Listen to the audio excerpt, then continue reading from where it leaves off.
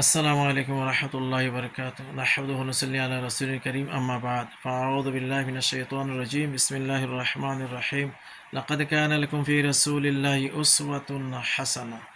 তোমাদের জন্য আল্লাহ রাসূল সাল্লাল্লাহু আলাইহি ওয়াসাল্লামের জীবনে রয়েছে উত্তম আদর্শ। আপনাদের জন্য নবী সাল্লাল্লাহু আলাইহি ওয়াসাল্লাম শোয়ার সময়, আগমনের সময় যে দোয়া পড়তেন, সেই একটি দোয়া নিয়ে আসছি। হাদিস নম্বর হচ্ছে 5045 নম্বর হাদিস, আবু দাউদ শরীফের হাদিস।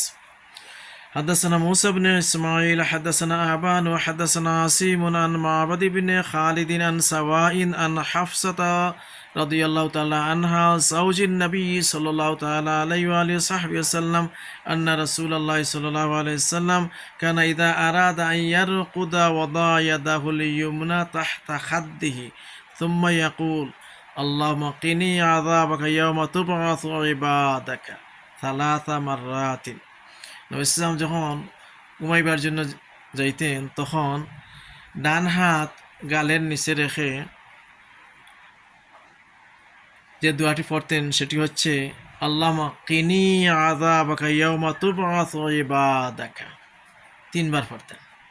সাল্লাল্লাহু আলা সাইয়্যিদিনা মাওলানা মুহাম্মদ ওয়া আলা আলিহি ওয়া আসহাবিহি ওয়া বারাকা ওয়া সাল্লাম।